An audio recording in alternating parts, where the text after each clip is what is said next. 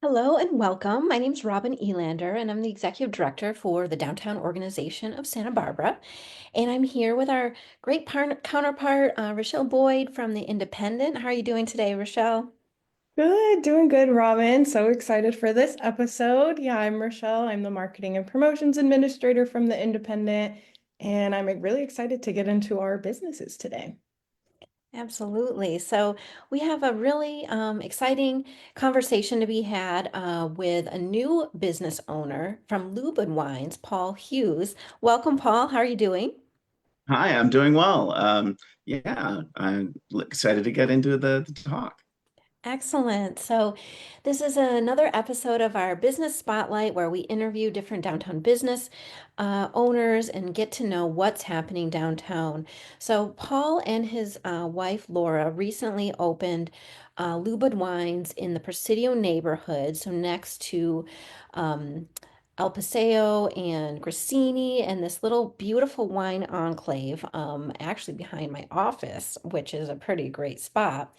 And Paul, why don't you tell us a little bit about the inspiration for this business? My wife Laura has been making wine for Loubud for since 2015, and so we're just opening up our tasting room now. Before this, we were selling at wine events and through online sales.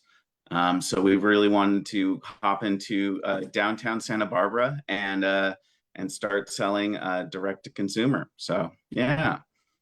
And you guys have a really cool concept. So it's a little bit of bubbly and a little bit of puzzles in a beautiful space. And I understand that you make the puzzles. Is that correct?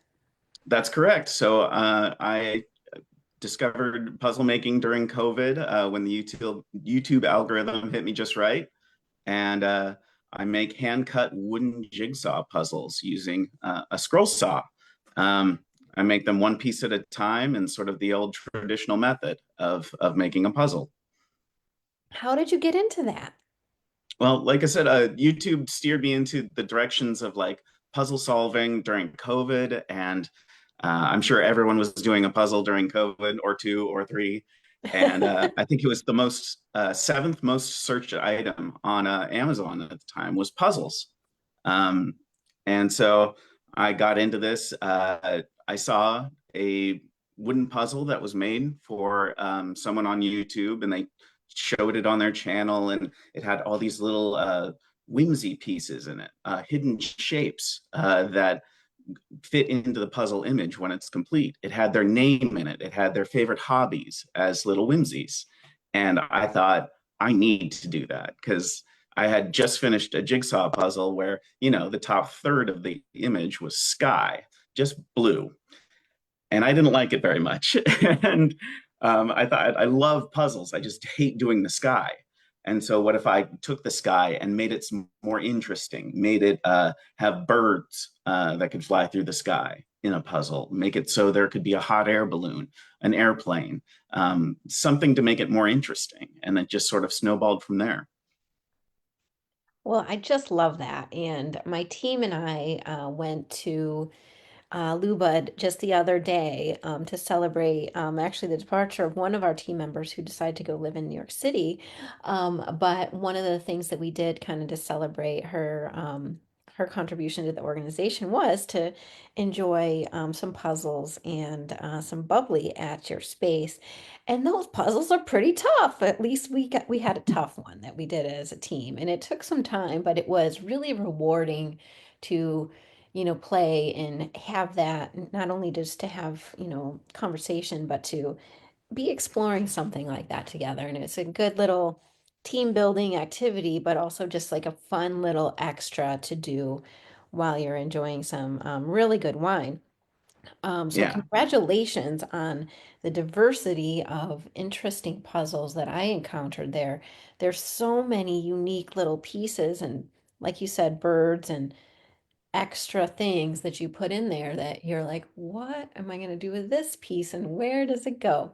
So lots of fun was had. How has the business been going since you opened, and what are you looking forward to? Oh yeah, we've been doing great. It's a novel concept, puzzles and bubbles. So it gives you something to do when you're tasting wine. It's sort of I wanted people to sort of put down their phones and enjoy some time with each other, and you can have a conversation doing a puzzle. You're not even directly looking at the person you're talking to. We play records on our record player for people to enjoy, and like you mentioned, we're part of the historic El Paseo neighborhood there, so we've got even seating nooks built into the wall. Um, and what I'm looking forward to is um, the sun to start coming out. We opened in mid-December, so we've been going through the winter right now. And while, New Year's Eve is great for bubbles, it's kind of a dead area until you get to, hanging out on a porch weather. And then we can start really slinging cold rosé and all of our delicious bubbles to our patrons on our wonderful little patio that we have. So that's what I'm most looking forward to in the next 3 months. And then I'm looking forward to the growth of the business and the growth of the wine tasting scene, especially in that El Paseo courtyard. Yeah, you've got some really great neighbors in that area, some that are newer, that are very established. So you've got some really great partners next door. What made you choose that area?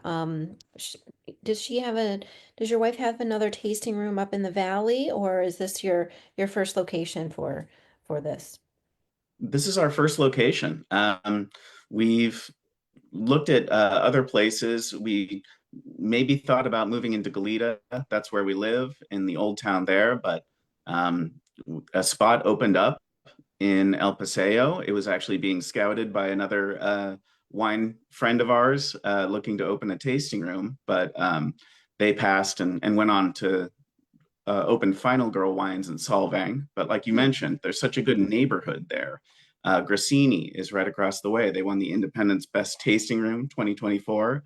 Happy Canyon, we have to work with them because we don't have running water at Loubud. So we have to do our dishes over at Happy Canyon. And you got Silver Wines that's tucked behind there. And the entire place is just like this wonderful old time look back into the past.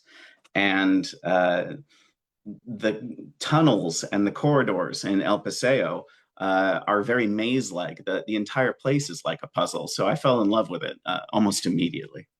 Oh, beautiful. It really is a special space for folks who have not been to this area. I just want to describe a little bit further how to get there. So if you're at City Hall and you're in the big De La Guerra Plaza there, and you go back in the through the flags that are there, that's called the street in Spain, and you go back towards the El Paseo restaurant, and all of these wineries are right in this little plaza. You can also access it from State Street, from across from, let's see, it's 33 Jewels and Bryant and Sons is the two businesses on the corridor there. And then you pass through all of that and kind of meander around. And then Loubud is on the back side of where Grassini is. So a really fun little place to meander. Probably about, is there six or more wineries in that little area? And such a nice way to spend an afternoon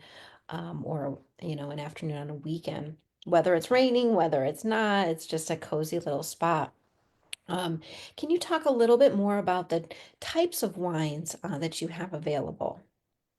Yeah, so my wife specializes in traditional method sparkling wines. We have four sparkling wines available. Our Blanc de Noir, which is our flagship wine.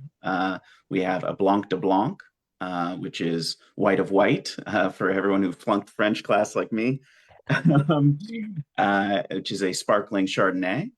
We have a Brut Cuvée, which is a mix of Pinot Noir and Chardonnay. It's very champagne-like in the fact that it's blended. And then we also have a Brut Rosé, which is pink champagne. It's pink bubbles. And come Valentine's Day, I'm really looking forward to breaking that one out on the patio. Oh, lovely. That sounds great. What else should we know about Lubud? Um, so we have a tasting flight that will take you through all of our wines. And while you go on your tasting journey in wine, you can do a puzzle, like you mentioned. And that's something completely unique to, I think, um, every other winery in town, at least, and maybe in the nation. I don't think any other wine company has a puzzle maker on employ. um, but yeah, we're a little mom and pop shop. So if you're looking for something unforgettable, that's what we do. Love it. Well, thank you so much, Paul, for joining us. Tell us about your business. Invite everyone to check it out. Such a cute little spot, really cozy, really fun. I'm going to hand it over to Rochelle to share a little bit more about what's happening at the Independent this week and coming up. Yeah, well, we have a lot going on. Obviously, the film festival just started today, so we are all hands on deck doing full coverage of that. So if you're looking for any coverage of what's been going on at the film festival, please head to our website, independent.com, to see all of our writers' updates. We have exclusive interviews, we have inside coverage, we're doing all the awards. So keep up to date with us on that. And some other fun things we have coming down the pipeline. We are going to have Burger Week coming very soon. So Burger Week is coming in March. It's going to be March 6th to 12th. So mark your calendars. And if there's any businesses who are interested in advertising, now is the time. So reach out to us, to our advertising department, and we will get you all hooked up for Burger Week. And let's see, what else do we have coming? Some other fun stuff that's kind of in the future. We've got our summer camp guide that'll be coming out soon, and be on the lookout for our green guide that's going to be coming out later in April. So right now, film festival, but lots of fun stuff in the works. Yeah, so much stuff going on. For folks who are curious about what's happening with the film festival, go to the website sbiff.org. There's so many things happening with it, so many films, so many openings, and there's also quite a bit of free programming this year. So, for those who are not interested in buying their VIP pass, which I understand sometimes can be a hurdle, there are a lot of really great community offerings. So invite you to check those out. Particularly, most of those are at the Arlington, and then there's some speaker events as well that are a part of that. So the Independent covered that recently, and so I invite you to check that out. Um, we have our annual awards breakfast coming up. This is a really special opportunity for us to highlight deserving individuals and organizations that have contributed to downtown over the last year. And so we're so excited to be hosting this again this year at the El Paseo restaurant. It's a breakfast from 7:30 to 9:30 on Wednesday, February 19th. Please join us, grab your tickets at our website at downtownsb.org. This is a great way to also find out about more about the organization, what we've been doing in the past year, and what our trajectory is going forward. We have kind of a lot of announcements that we'll be making about the organizational transition and the growth that we're working to create for the district. So, lots coming up. And again, check out everything that's happening. If you're not already on our What's Happening Downtown e-newsletter, make sure that you check that out and get on the listing so that you find out what's happening downtown every week. We get that out, a curated list of offerings for our diverse business community. Well, we will see you around downtown and also for our next business spotlight in the near future. Thanks, Paul, and we'll see you around in the neighborhood. See you around. Thank you. Hi, Have a good to good one, see guys. everyone. Thank you. Bye.